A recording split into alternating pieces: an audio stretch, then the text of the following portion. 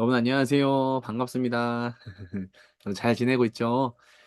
아, 어느덧 저희가 벌써 25번째 시간이 되었습니다.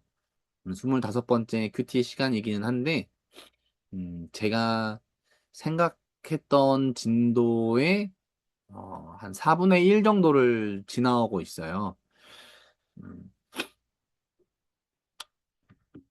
하면 할수록 뭔가 나아져야 되는데, 저는 제 스스로는 많이 배우고 있는데, 우리 학생들과 선생님들은 어떤지 잘 모르겠네요. 일단, 오늘 말씀이 어딘지를 말씀드리자면요. 마가복음 5장 21절부터, 네, 죄송합니다. 43절까지. 좀, 긴 본문을 가지고 묵상을 하려고 합니다. 사실, 음, 교회를 오래 다니신 분들 중에는 이 말씀을 모르는 사람이 없는데, 아마 이렇게 한 단락으로 읽어보셨던 적은 별로 없을 거예요. 근데 제가 왜 이렇게 길게 21절부터 43절까지를 한꺼번에 다루려고 하냐면, 이 마가 복음을 쓴 기자인 마가가 의도적으로 이거를 한 사건으로 묶어놨기 때문에 그 마가의 의도를 따라서 저희도 한꺼번에 읽어보려고 하는 거예요. 음, 이게 말씀이 길어서 제가 하나하나 다 설명은 드리지 못하는데, 제가 이 본문을 읽을 때 조금 도움이 될 만한 거를 이제 말씀을 드리자면, 먼저 얘기하고 본문을 읽으면 좋을 것 같아요. 이 본문은 샌드위치 구조로 되어 있어요. 그러니까 어떤 사건이 세 개가 나오는 게 아니고요. 하나의 큰 사건인데, 그 사건 안에 작은 사건이 하나 더 들어가 있습니다. 그래서, 보면 회당장 야이로라고 하는 사람이 등장을 하고요. 그 다음에 혈루증이라는 질병에 걸린 이 여인이 등장을 하는데, 이 다음에 이 야이로라는 사람이 한 번 더 나오면서, 이 야이로 이야기에 혈루증 여인의 이야기가 이제 끼어 있는 샌드위치 구조로 되어 있습니다. 근데 언뜻 보면 이 각각의 사건들이 그렇게 결론이 해석이 연관되어 있지 않을 것 같다고 생각을 하실 수도 있는데요. 그렇지가 않습니다. 이 말씀은 정말 굉장히 중요한 본문이고요. 음, 백문이 불여일견이라고 이 좀 시간이 오래 걸리겠지만 말씀을 이제 읽겠습니다. 이제 잘 따라오세요. 예수께서 배를 타시고 다시 맞은편으로 건너가시니 큰 무리가 그에게로 모이거늘 이에 바닷가에 계시더니 회당장 중에 하나인 야이로라 하는 이가 와서 예수를 보고 발 아래 엎드리어 간곡히 구하여 이르되 내 어린 딸이 죽게 되었사오니 오셔서 그 위에 손을 얹으사 그로 구원을 받아 살게 하소서 하거늘 이에 그와 함께 가실새 큰 무리가 따라가며 애워싸 밀더라.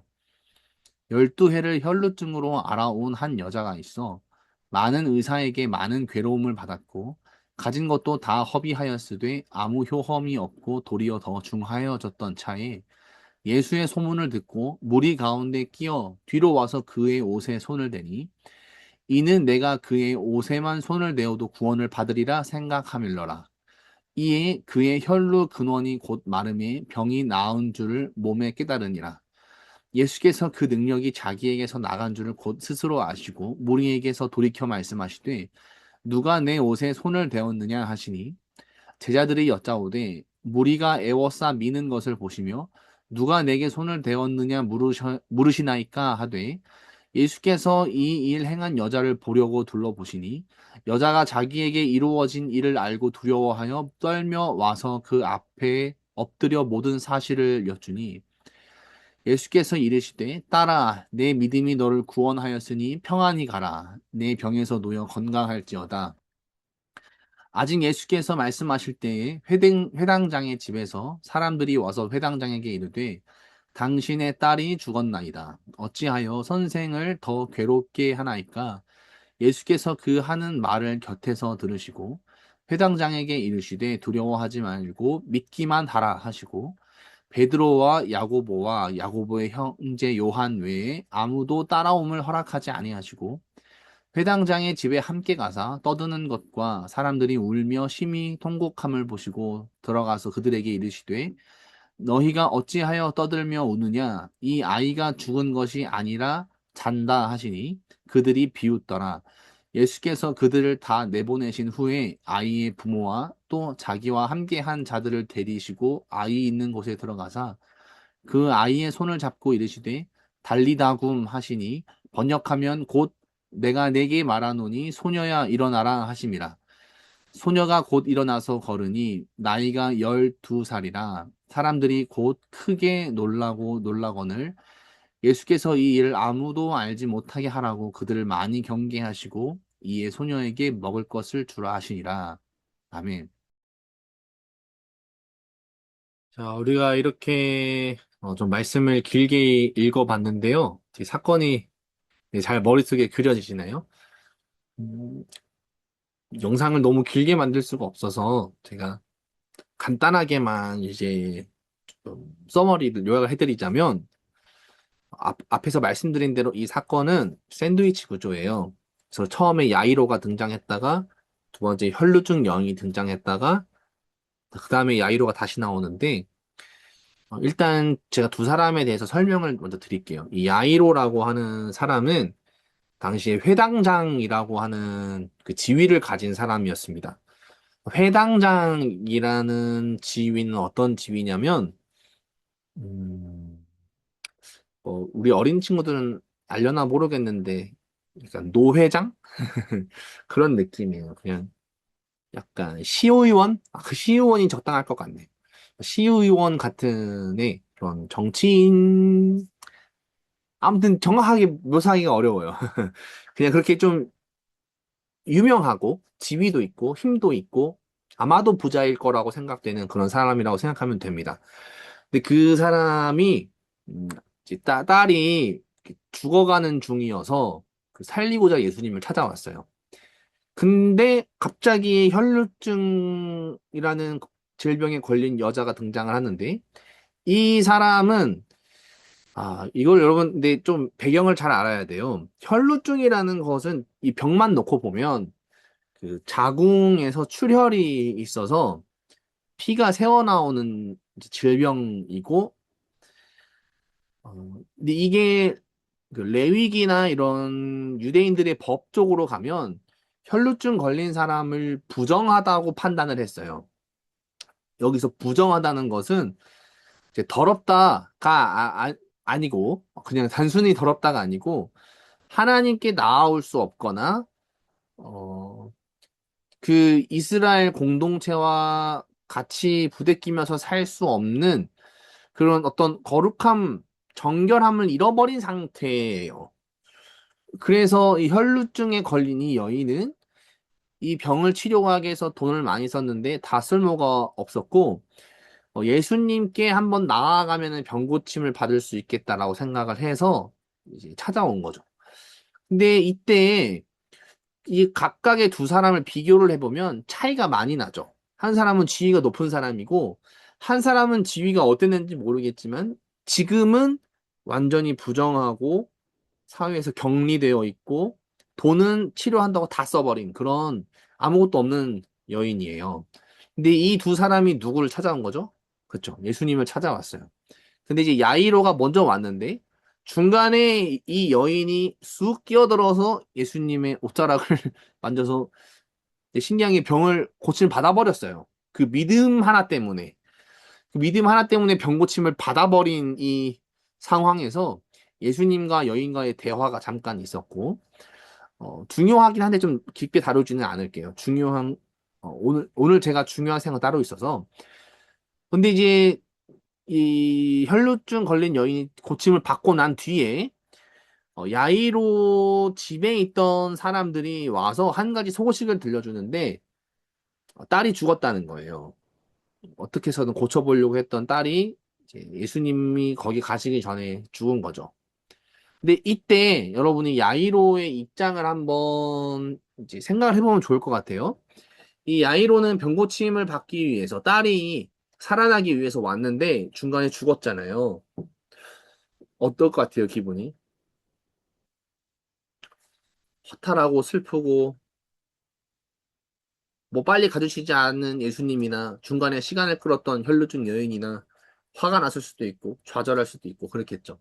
근데 이때 예수님이 되게 찾아보기 힘든 특이한 발언을 하시는데 36절에 뭐라고 말씀하셨냐면 회당장에게 이르시되 두려워하지 말고 믿기만 하라 하시고 예수님이 믿기만 하라라고 하셨어요. 믿기만 하라.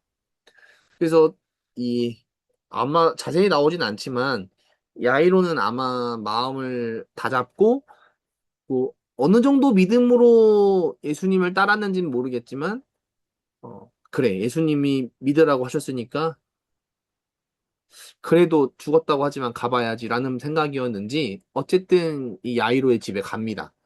야이로 집에 갔는데 사람들이 다 떠들고 울고 난리가 났어요. 그래서 예수님이 왜 떠드냐? 얘는 죽은 게 아니라 자는 중이다. 이러시는 거예요. 여러분이라면 어떻게 생각하겠어요? 근데 예수님이 다른 사람들 다 물리고 제자 몇 명이랑 어, 이제 야이로만 남기고 나서 예수님이 이 여자아이의 딸의 손을 잡고 달리다굼이라고 말씀하시면서 이렇게 세우니까 그냥 일어나 버렸어요. 이 달리다굼이라는 것은 어, 아람어로 일어나라는 뜻이에요. 소녀여 일어나라. 근데 이 말 한마디를 통해서 죽은 사람이 살아난 것을 야이로가 경험하고 난 뒤에 아마 엄청나게 놀랐겠죠. 근데 이게 사건의 쭉 흐름인데, 어, 사실 이 본문을 제가 왜 한꺼번에 읽자고 했냐면요. 이 두 사건이 사실 이어져 있는 사건이에요. 왜냐하면 제가 중간에 잠깐 야이로에 대해서 야이로 입장에서 생각해 보라고 했던 것이 그런 바로 그런 이유인데 야이로는 이 혈루증에 걸린 여인처럼 자신의 지위나 체면에 상관하지 않고 예수님께 가면 해결받을 수 있을 거라는 믿음 하나 가지고 나왔죠. 그쵸. 둘 다 똑같아요. 근데 혈루증에 걸린 여인은 질병이라는 것이었고, 어, 야이로가 찾아왔을 때는 아마도 질병이었겠죠. 야이로의 딸도. 그런데 상황이 바뀌면서 야이로의 딸이 죽었잖아요.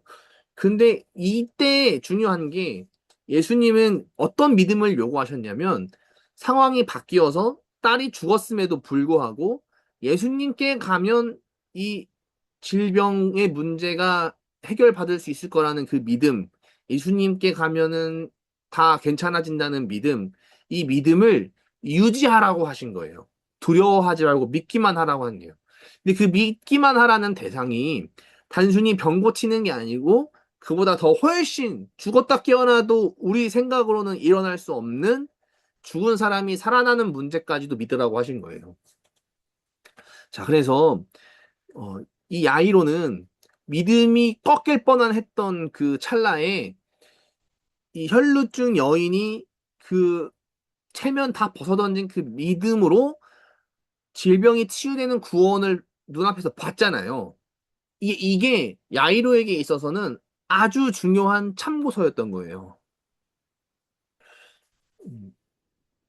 그러니 우리가 이 말씀을 하나로 읽을 때 제가 드리고 싶은 말씀은 두 가지인데요. 첫 번째는 하나님이 아무리 작게 보이는 것이라 한들 작은 기도 응답이 그 주시는 분이 전능하신 하나님이신데 우리가 더 큰 것을 믿고 기도하지 못할 이유가 없다. 이거고요. 두 번째는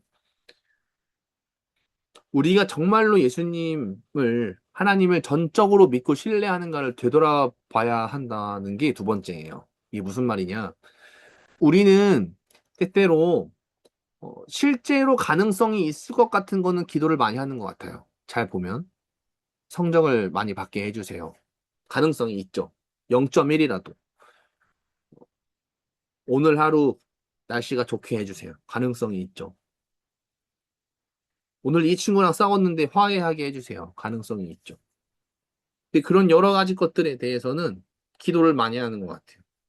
근데 우리의 체면이나 지위나 능력이나 돈이나 그 어떤 것을 가지고도 해결할 수 없는 것은 죄와 사망의 문제예요. 이 죄와 사망의 문제는 그 누구도 피해갈 수 없는 문제이고 하나님의 시선으로 볼 때는 다 지옥으로 보내셔야 하는 문제인데 이 문제가 제일 시급하고 중요한 것인데 우리는 일만의 가능성이라도 있는 것은 엄청나게 많이 기도하면서 실제로 제가 제 힘으로 천국에 갈 수 없잖아요. 제가 제 힘으로 저의 죄를 용서할 수 없잖아요. 근데 그런 문제에 대해서는 우리가 더 하나님을 전폭적으로 신뢰하고 나를 끝끝내 천국으로 데려가실 것이고 내가 지금 어쩌지 못하는 상황에 있다 하더라도 하나님이 나를 계속해서 성령을 통해 역사하신다고 하는 그 죄와 승리의 문제, 사망과 부활의 문제에 대해서 우리가 기도하지 못한다는 것은 어쩌면 우리가 예수님과 하나님을 그만큼 신뢰하지 못하는 것일 수도 있다고 생각을 해요. 그래서 음, 이 말씀이 우리에게